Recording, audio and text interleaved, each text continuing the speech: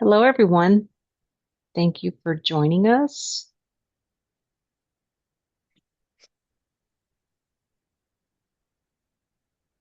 I'm going to stop sharing. Quick moment just so I can pull you all up again. And then I'll get us started.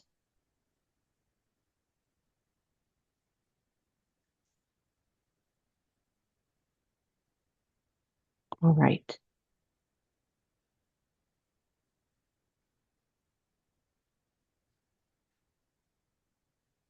Hello again. Thank you for joining us. This is our 2627 HB 1416 Racial Ableist webinar for vendors. Thank you for joining us on this Halloween.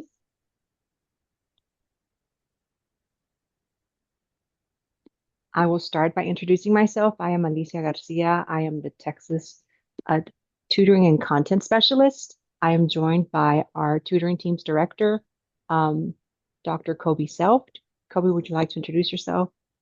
Hello, welcome. Thank you for joining us today. Yes, and we have a very special guest joining us today. We have one of our expert reviewers that's joining us, and I'll let Heather introduce herself. Yep. Hi, everyone. I'm Dr. Heather Greenhalgh Spencer, and I lead the team of evaluators. So happy to be here, happy to answer specific questions about the evaluation processes should they come up, but also know that Alicia and Colby do an excellent job of giving you all the information beforehand. Good to see you guys. Thank you.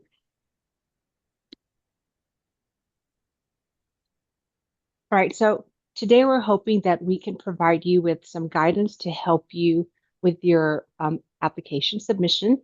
We're going to provide you with a brief overview of HB 1416.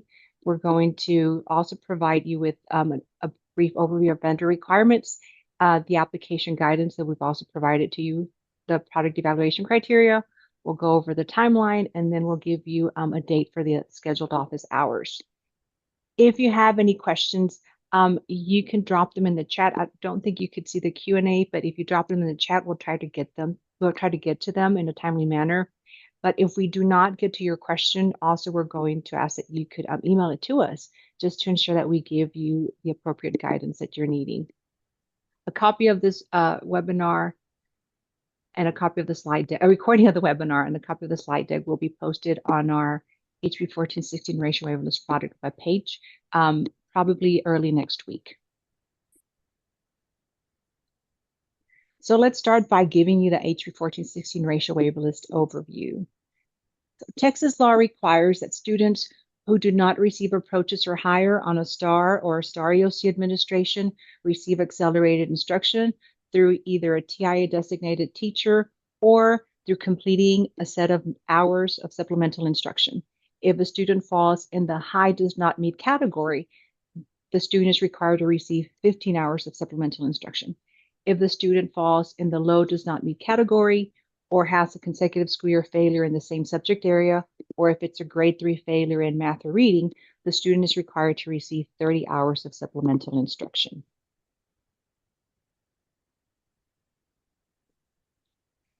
HB 1416 requires that the agency approve one or more products that use an automated, computerized, or other augmented method for providing instruction in lieu of some individual or group instruction that students are provided. The agency can approve products that provide evidence that indicates that the product is more effective than the individual or group instruction that school systems provide students. It is important to note that school systems may choose to use any curricular tool that aligns with HB 1416 requirements to continue to support the accelerated instruction they provide students. However, only products that are specifically mentioned on the HB 1416 racial waiver list qualify for the waiver of the 4-to-1 student to teacher ratio or student to tutor ratio.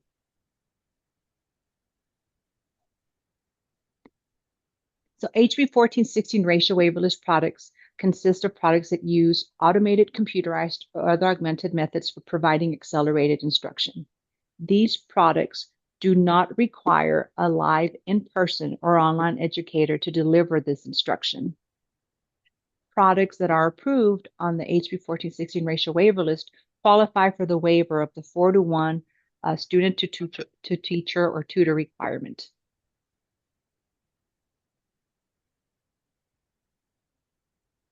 If you are wanting more information or if you're wanting an application, if you haven't received one already, we have all that available on our HB 1416 racial waiver list page. And we have announced again that the application window opened on October 13th and it will close on December 12th.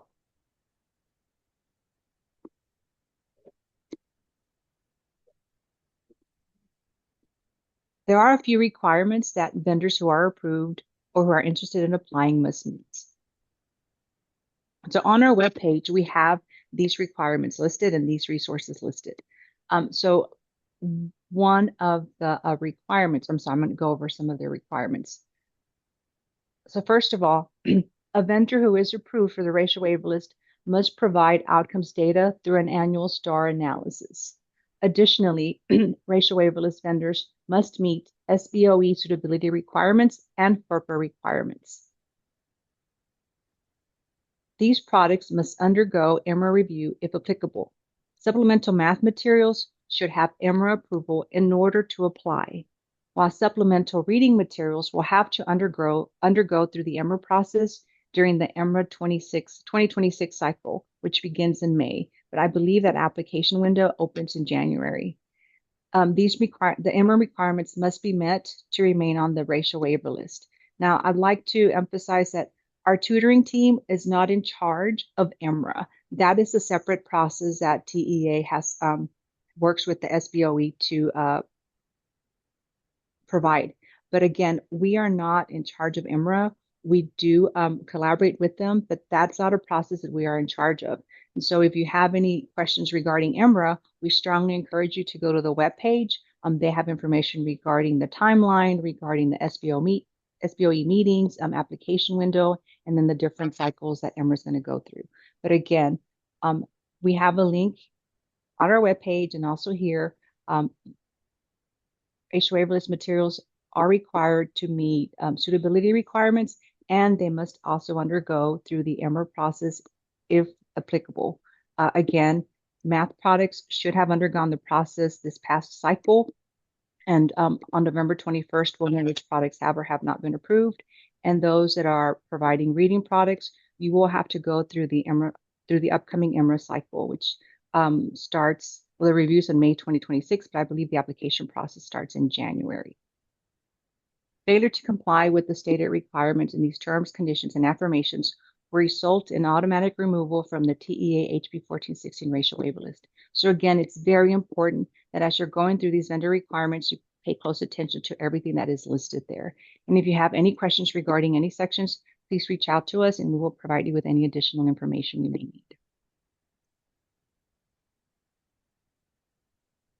We've also created for you some guidance and to help you complete the application.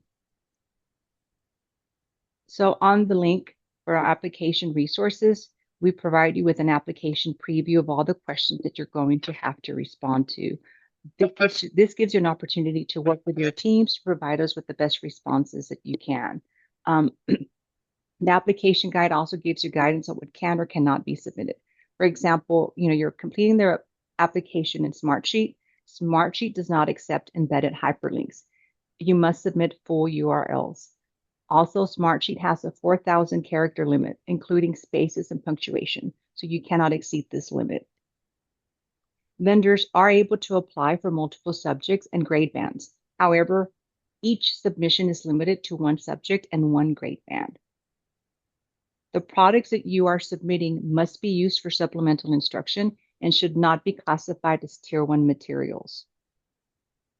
When you are looking at the studies that you're submitting, first note that you are limited to 2 studies. So we strongly encourage you that you provide us with the best that you have available. Secondly, studies older than 8 years would not be accepted. So you have to make sure that you're providing us with the most current information you have.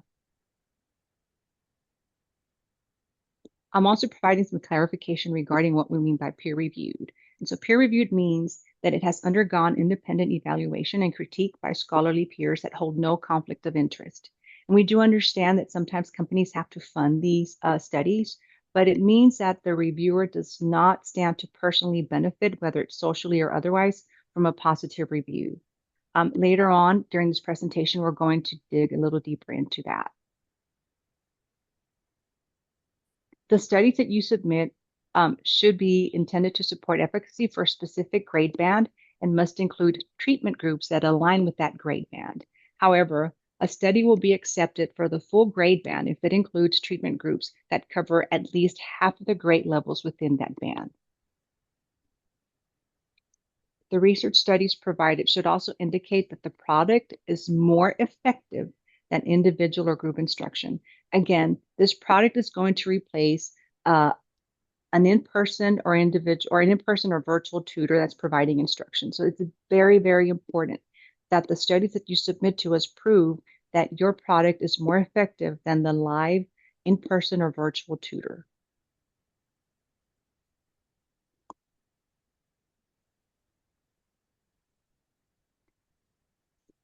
I've provided you with a screenshot of what the application looks like in Smartsheet.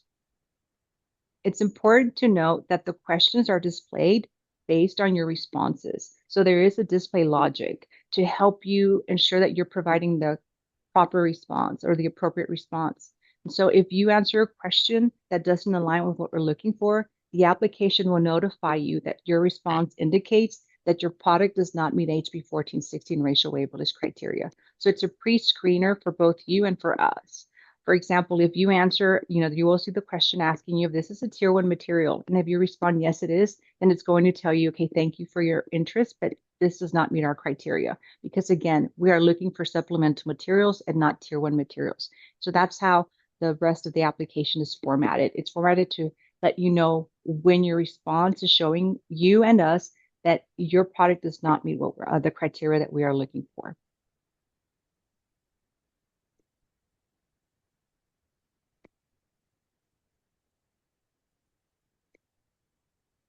Please ensure that the links that you are providing as part of your responses are accurate and functional. This is very important.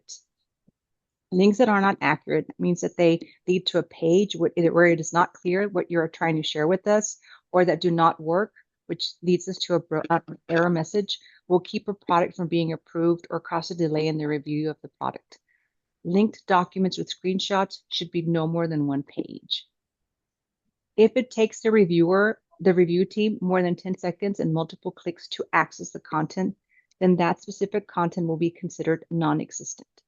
And lastly, we do not accept demo accounts. We just don't have the capacity, or just definitely, we don't want to guess on what it is that you're trying to have the reviewer see. So it's very important that what you provide to us in your submission is accurate and it's showing us exactly what you're wanting us to see. So again, this is your opportunity to show us the best that your product has to offer. So it's important that you provide us with accurate information.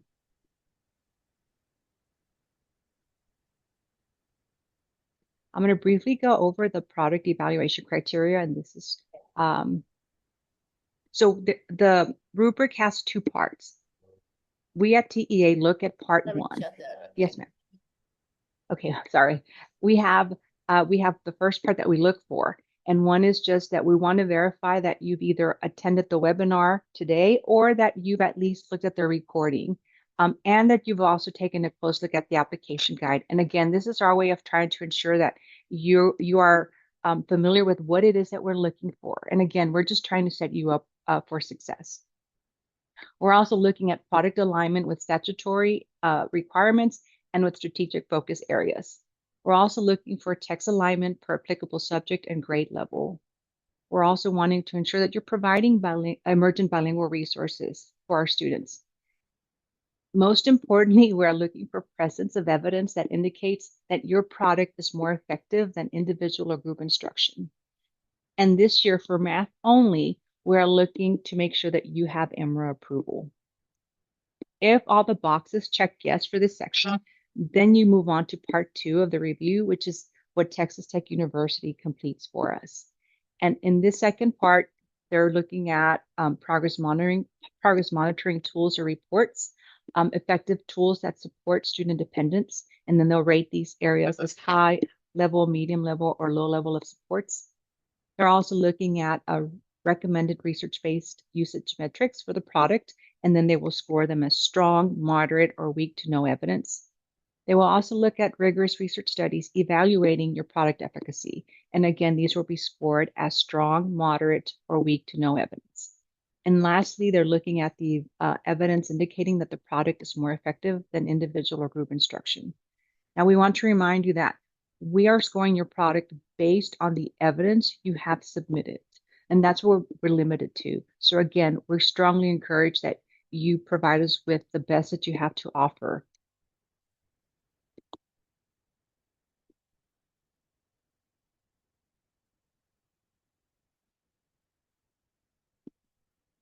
For the student independence piece, we're looking at what your product provides. In other words, how does your product mimic what a live in-person or virtual tutor would provide to the students? So we're looking at, does your product provide lesson adjustment supports that allow students to get individualized reteaching supports without teacher intervention? And in this area, your product will be scored at high, medium, or low. And again, we have the definitions of what each category consists of. We also look at whether your product provides adaptive lesson assignments based on student data. And lastly, we're looking at whether or not your product provides feedback that supports next step for students.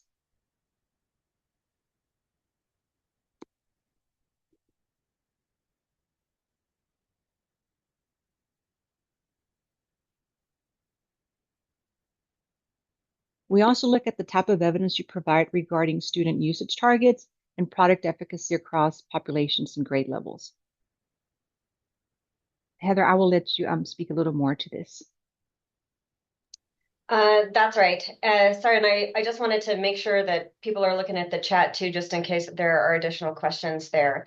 But yes, that's exactly right. It's really important to make sure that you focus on the evidence that Alicia just said, and that evidence is what gives the justification for the evaluation scores that we give. When Alicia was talking about peer-reviewed, as she mentioned before, peer-reviewed means that it has undergone independent evaluation and critique. Now, we recognize that sometimes your product might have been chosen by a group of researchers that were looking for publications, and so you'd have, I guess, a sort of truly independent review process. But we also understand that for many folks, this will involve contracting with a review team, with a team of researchers to do the studies for your product. That's fine, as long as none of those researchers stand to personally benefit, so economically, socially, whatever, by giving you a positive review. And this is where, if you have any sense that this might be second guessed, I might suggest that as you're submitting that research, you have a sort of note that, just like we do as researchers, where there is a conflict of interest statement. In fact, most researchers will add this if they have been paid to do something. Sometimes it happens at the beginning of the document, sometimes it happens at the end, but you state, here's how we were contracted, here's our conflict of interest statement, where we testify basically that we don't stand to gain personally from the review that we have given. So there is no sort of sense of, I must be giving a positive review.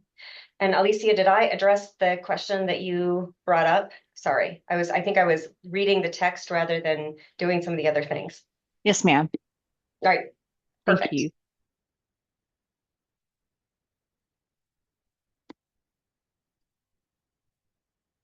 This is also yours.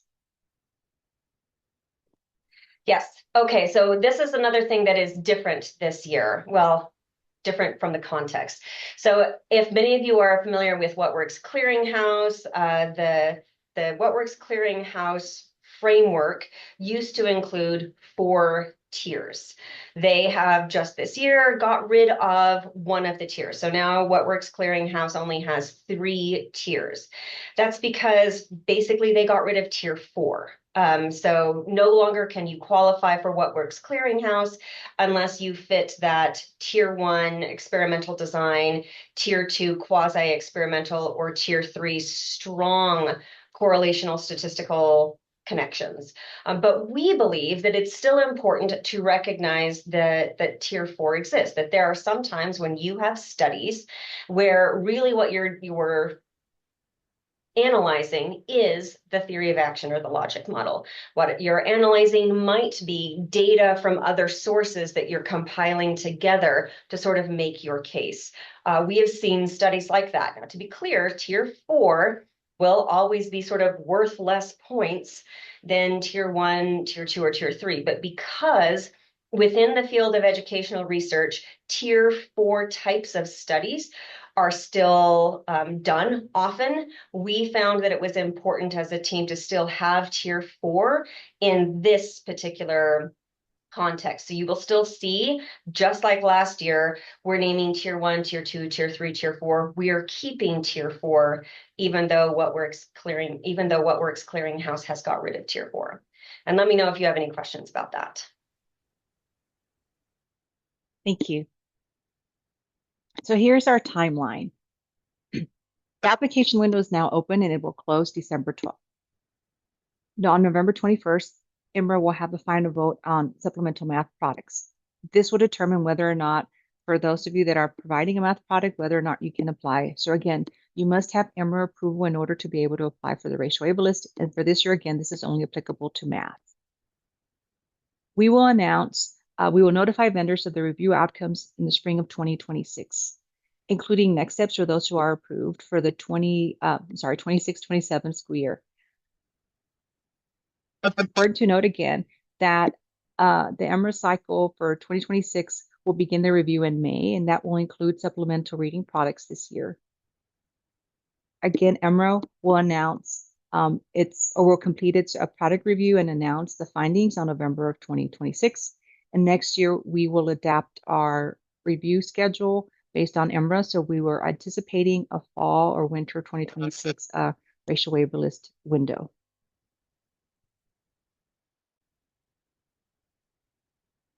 We'll have office hours to answer your questions. We will host this on November 10th at 11 a.m.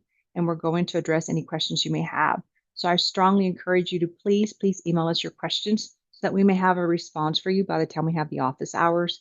And some of these questions, especially those that are more commonly asked, we will create a PowerPoint and we'll have this on the slide deck with the responses. So again, we work closely with the Texas Tech team to help us provide you with the best guidance possible. If you have any additional questions, again, please email our accelerated instruction email address, but please do not reach out to our third-party reviewer. The questions need to come straight to TEA. If we need to collaborate with Texas Tech, we will, but please send them to us first. Reaching out to our third-party reviewer can result in being removed from the review process. So to ensure that we're being transparent, that we're just following any rule, whatever, just make sure that you're emailing your questions to us. If you're needing additional guidance, you can also click on this link for the What Works Clearinghouse Procedures and Standards Handbook. Again, our process is closely aligned with What Works Clearinghouse, so this may also give you additional context.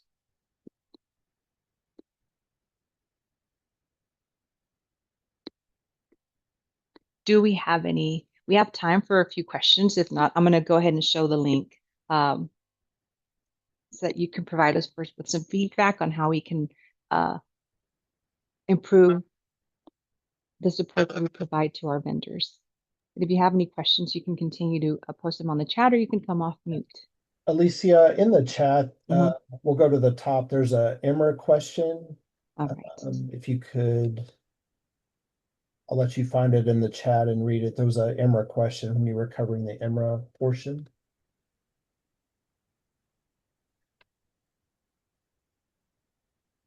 See if I can find it. Okay, so it says if a product is currently under EMRA review and does not become approved in November, can the product apply for the cycle that is open now and reapply for EMRA? So if you do not get approved in November, then you cannot apply for this current cycle. You can reapply for EMRA for the cycle of 2026. So, and then you can reapply next cycle, which would be next school year. But you cannot apply for, if you do not, for math only. Let me clarify. This is for math only. If math products do not get, if your product does not get approved, you cannot apply. Yeah, and for future iterations, we will look to align the process. So there's still time to apply. Um, because reading will be next on deck, and reading will be handled as math was this last cycle of the EMRA November, I think November 22nd. So we'll account for that for reading as well for future approval cycles as subjects come up for that. Alicia, this is Liza. I just wanted to make sure everybody understood that if they were going to try and apply for EMRA 2026 for supplemental RLA, the first deadline for EMRA 2026 is today to submit a Form A. So hopefully everybody is aware of that, because if you miss today's deadline, I don't think you'll be able to have the opportunity to participate in EMRA 2026. Thank you, Liza. Thank you for pointing that out. Mm-hmm. And just so everybody knows, just because you apply for EMRA 2026 does not mean you'll be selected for review, because they'll get hundreds of applications and then they've got to narrow it down to like between 250 and 300, and each grade level is a separate program review in EMRA.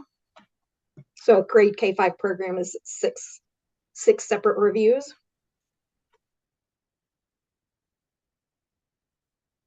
Thank you, Liza. Josh, I think you have a question.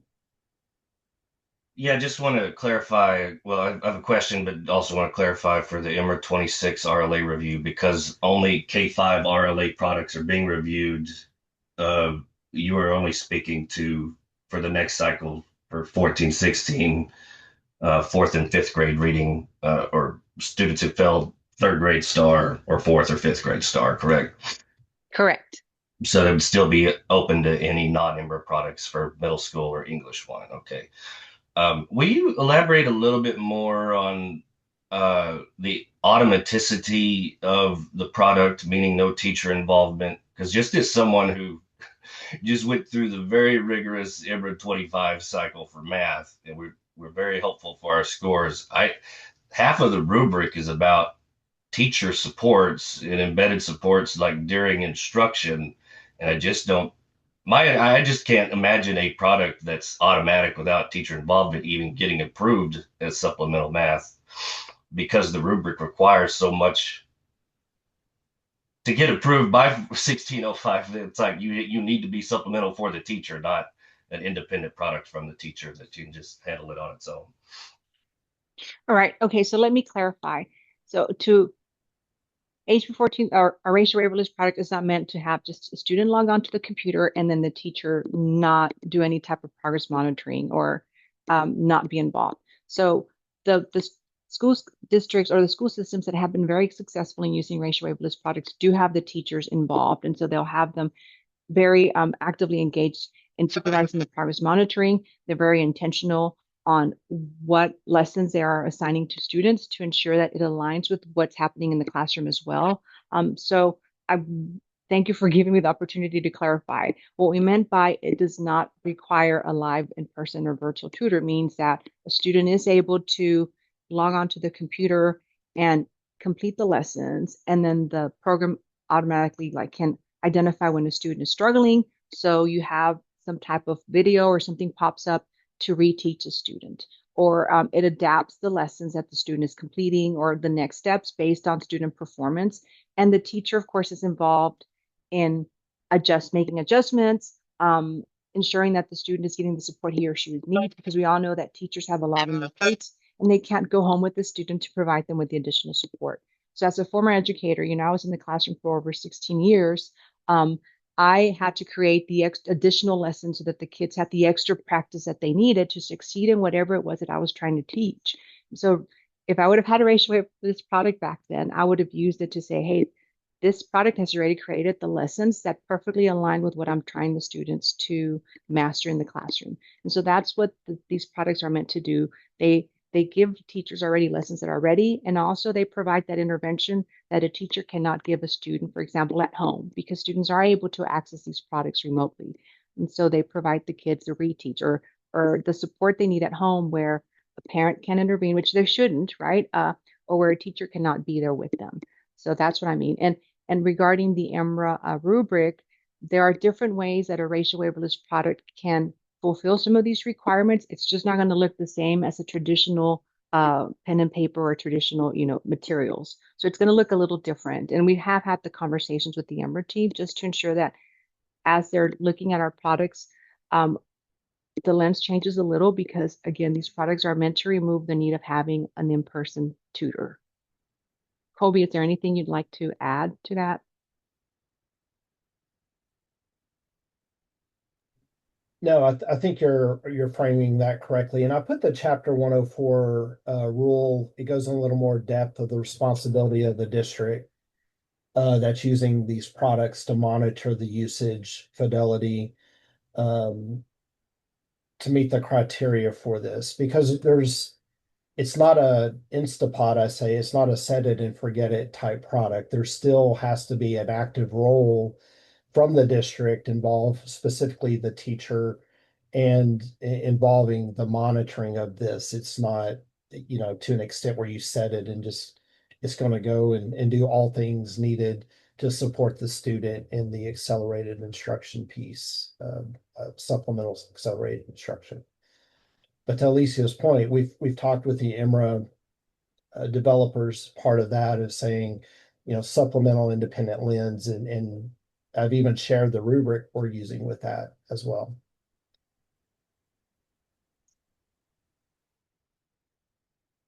Thank you, Joshua, for your question. That's a great question. No, thank you. That was a very excellent response. It makes much more clear now. I do appreciate it. There's a question in the chat I wanted to speak to. They asked about the final scored rubrics. Are those going to be publicized anywhere? So if for some reason a product were to be rated as weak in some area, would districts be able to look at that? We do not publish the final scored rubrics anywhere on a website available, publicly anywhere. Now, with that said, that does not mean that we do not get public information requests filed. In that case, we do ask for exceptions because we do know that there is sometimes a competitive advantage for competitors to get that information and do various things with it. Whether that's granted or not is often out of our hands. It goes to the Attorney General's office where they look at it and evaluate it and determine what can and cannot be released. That goes for application information as well, because that came up before. Sometimes there's internal documents that are shared as part of the application process. And a lot of times they'll reach out to you, the Attorney General will reach out to you and say, is any of this information proprietary? Can it be released as part of a public information request? And many times that's up to you to determine what is proprietary, what is publicly available. But TEA does not publish anything on a website about the scoring criteria. We give the rubrics up front for transparency for the vendors. We want y'all to be able to submit that.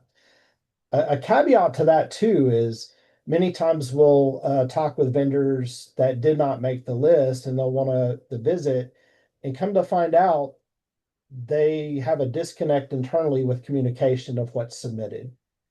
They may have a salesperson not knowledgeable in research submit their research examples.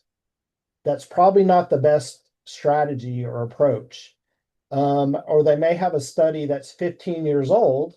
And I realize RCTs are very costly and difficult to stand up. And you may have a great one that happened 10 or 15 years ago that showed efficacy of your product. That's not the best research to put forward to show efficacy of your product in the current state. And come to find out, we're talking to a different party that didn't attend this webinar, or didn't come to office hours, and wasn't part of the submission. And they're like, well, we had our sales team submit the research and we don't know exactly what they submitted. And there's this disconnect.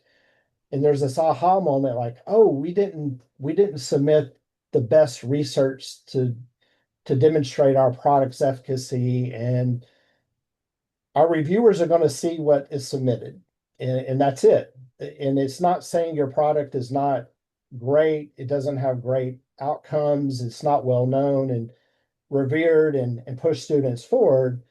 It's just what was represented and what was submitted did not exhibit that. So I would just keep that in mind as you're planning this out and communicate within your team.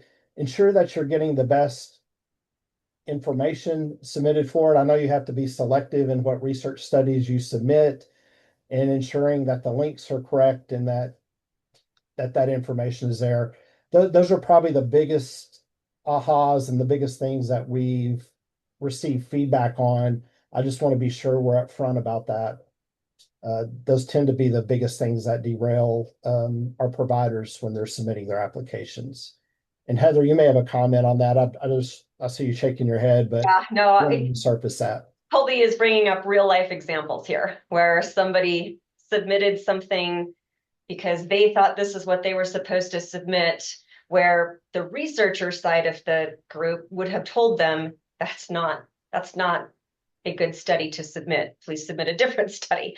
But because of that disconnect, the reviewers can only evaluate what we were given. And so if you are not submitting your strongest study, that is what we will evaluate. So please make sure as an internal team that you have that strategic conversation and that everyone is on the same page about what actually got submitted.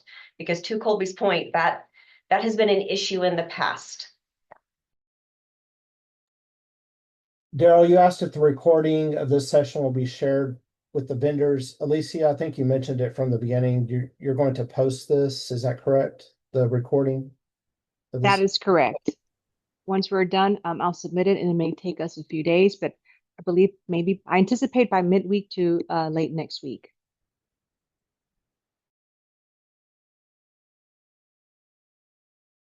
There's a question about cover at least 90% of the TEKS and work towards 90% ELPS coverage for all selected grade levels. Does this apply to all requirements or just the items we submitted for EMRA review? Do you understand that? Alicia from Laura was asking that question.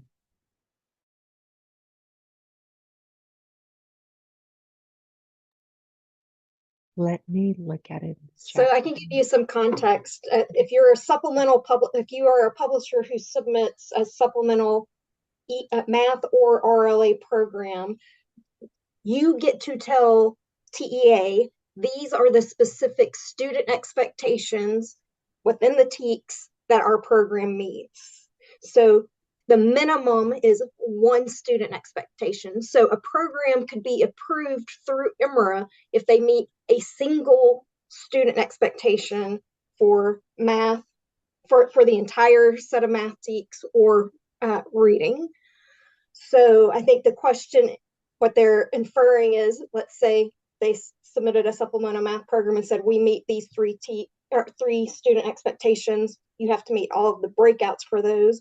So if we indeed did pass the EMRA review meeting those three student expectations, does that meet we meet 100%, 90% or more of the standards? And if whoever asked that question, if that's wrong, please jump in, but I'm assuming that's what you're getting at. Because a supplemental program will never meet 100% of the TEKS and ELPS. That would be a core program. That's exactly what I was asking.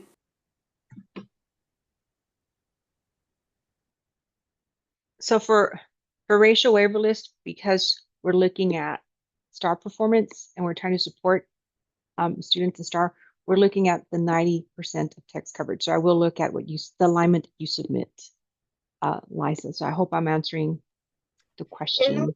And Alicia, I can send you the verbiage out of the EMRA RFIM where it talks about a publisher self-selects the standards they're going to cover. So you guys can look at that and kind of internalize that, because it is a way, it's a different kind of thing. Okay. And I'll go back. I've captured the question in the chat and I'll come back to you. I'll do some more research on that one, Laura. Thank you so much. Thank you. And then Amy, you have your hand up. Did you have a question? Yes, thank you. So it's great to hear that you guys are collaborating with the IMRA team and providing some guidance around products that are 1416 approved. My question is, does that go the opposite way? So as part of your review process, I know it's not on the rubric officially other than the yes, no question, but are your reviewers looking at the IMRA 1605 scores for the products that you're reviewing and taking that into account as they're doing the review? And the reason I ask this is because we're limited to the one-page PDFs, and sometimes it's a little bit difficult to get our point across exactly to make sure we're checking all of those rubric boxes. So I think that that would be helpful if that was part of the process. That will be part of the TEA portion of the rubric, Amy. But I will look into that a little more just to provide any additional context. But on my piece, for the first part, for the TA part, I will be looking at that. Not as in depth, but I will definitely look at, and this is our first time having that information available. So I'm just excited to see what I get to have access to, Amy. Great. Thank you. That's helpful. Mhm. Mhm. I mean, that's a good point because we're getting to our first round of potential IMRA approvals with the mass supplemental and then subsequent subjects with reading. So that could also be part of the integration to your point of adding that additional context for the review and could give that as well. A question Daryl asked about needing to identify stuff on applications as confidential or proprietary. That's not necessarily needed. You could do that, but just understand if there is a PIR, we will submit it for review. And if it is reviewed or it is in question, they do reach out to you as a vendor or whoever your contact is and say, what information is available for release? And they have you determine what is confidential or proprietary out of all the information for your application before it can be released is the process that has happened with previous public information requests, just so you know that. So that's kind of how that process has been working on that end. Josh has Joshua. I don't know if that's from before or a new hand. It's a new one. It Okay. should be my last one. So thank Oh, you. you're fine. That's why we're here. Um, I'll to just be transparent with everyone. I mean, we submitted for this last year. There was one section, the research sources, where we were allowed two non-yeses, and we got a no and an unclear. So we made sure this time that unclear section was very, very clear. However, we thinking if we could just submit it again with more clear evidence, it did seem like we noticed this year's rubric had added in parentheses for student independence and student usage targets. I'm sorry, product efficacy that high level was required, where in the past we had moderate. Could you tell me, and maybe this is a question for Heather, is there an example of what you're like? What's the difference between moderate evidence and high level evidence? Like, what do we need to put front and center so that it's clear? And I'm going to share my screen so you I can was see going to which say, part of the let's give rubric. a concrete example because I did not follow which question you were talking about. And I think he's talking about this piece, correct? Yeah, Mhm. that was new this year to us. We didn't see Yep. that as a requirement last year, where it says yes plus the strongs required. Yeah, and just to be clear, that this has to do with the fact that as evaluators, we really are trying to give the benefit of the doubt, but we are also really trying to abide by the sort of letter of the law of can we see evidence of it? And so if I can see so this is part of, so we're specifically talking about across variable populations. So this is where if I'm a researcher and I take the time in my research study that I have submitted to actually do the plots with different demographic groups, and I've done my statistical analysis with multiple different demographic groups, I would say that provides strong evidence. If on the other hand, maybe I have one study that has that plot, but another study that doesn't really have that plot, and I talk about it in the narrative, but I haven't really given you concrete evidence that I have done the statistical analysis across different variables. That might be moderate evidence. If on the other hand, it's not even brought up, I just have, here's my whole population. I have done the statistical analysis on my whole population, but I have not taken the time in the study to even talk about subgroups. That's probably more like weak to no evidence. Does that get at your question? It does. You prefer to see like tables with the labels and the percentages and the points. Yes. Okay. Pretty much always, but yeah, basically in general, we're looking for evidence that you did the analysis for that question. And that's what we look at. Where can I find the evidence that you did that kind of analysis?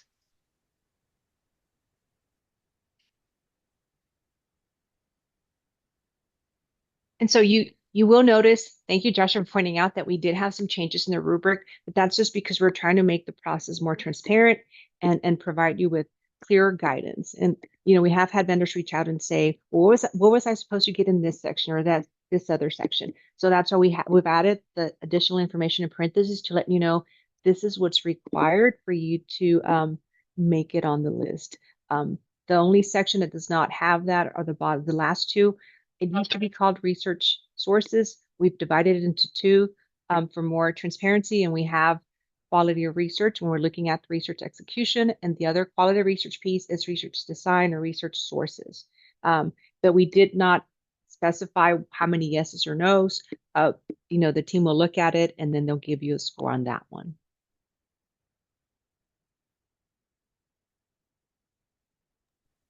I see in the chat there may be a error with our application preview. We'll have to check that out and get that updated if there's Okay. an error with the file. I'll have Alicia will look into that. Kellen will see what may be wrong with the file and get that updated as soon as possible for you on that. Yeah, thank you. I downloaded it a couple of times and had some of my teammates download it just to make sure that I wasn't seeing the wrong thing or that it wasn't just my computer being weird. But it seems that the section for progress monitoring and student independence has the exact same questions. And so I just didn't think that was correct. And when I saw your screenshots, I definitely saw that. So thank you. Well, we'll look into that. Sometimes that happens and it doesn't format correctly. So thanks for pointing that out. Apologize. Oh, I completely understand. No worries. Thank you. Check and double check, and I appreciate it. Thank you. yeah, we'll try to get that updated as soon as possible for you on that. Yeah, the Smart Sheets application has the correct questions, so you can get those if you need them right away from the Smart Sheets application. So we'll get that updated for you. The other thing is we've increased our transparency in the process. This is our third round going through that, and that's to help you hit the targets. We want y'all to have the best opportunity to provide the highest quality research on your product that shows efficacy of what your product can do for student outcomes. And overall, I think we've seen higher quality come in for submissions, which is great. Ultimately, our end goal is help student outcomes and help you as a provider to hone your product and find areas. And we've talked to our current ratio waiver list providers and the districts they worked with. In our tutoring conference, the districts came and presented, and it was great to see how that they've been able to integrate the ratio waiver list products for student success and how it's fit in with their tier one instruction and other needs that they may have. So part of that transparency is we've introduced you to Heather with Texas Tech University. And I know Alicia may have mentioned this or alluded to it, but that's not any license, shape, or form to reach out to Texas Tech University as part of this process or email Heather questions about this process. That could put your application at risk or your consideration for this process at risk. So please do not do that in any shape, form, fashion. Um, you know Heather personally, that's a different personal relationship with Heather. But otherwise, about this process, that would not be appropriate in this case. Any questions about this process, this review needs to go through the accelerated instruction email help desk, or you can email Alicia or myself. But direct questions about the application, the review process can come through office hours or us directly. But please refrain from directing any questions, concerns about your application to Texas Tech directly. They work through us for us in that capacity, and we oversee this process totally. So I just wanted to add that caveat there for this as well. Thank you, Kobe. And again, anytime you email us questions, I don't make up an answer. I always reach out to Heather, and we work very close together. She's taught me a lot regarding. I'm not a expert researcher, so she has really taught me so much. I've learned. Kobe and I have learned a lot from her. But yes, please email us your questions. We try to respond in a timely manner, unless if you provide me with a question that I think, oh wait, we can address this like in an upcoming webinar, then that's the only reason why you won't hear from me. But the questions that you send me now, I'm going to assume that you would want me to answer in office hours.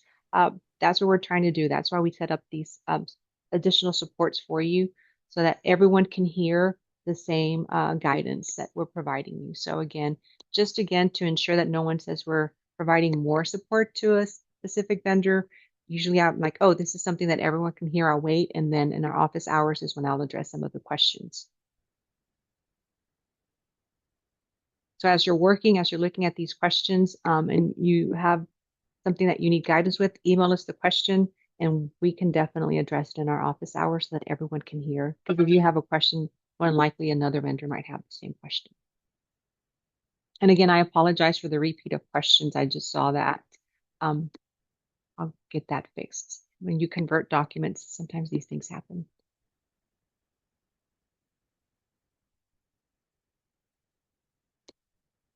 Do we have any other questions? Otherwise, I would gladly give you 5 minutes back, as we were scheduled to be on until 11.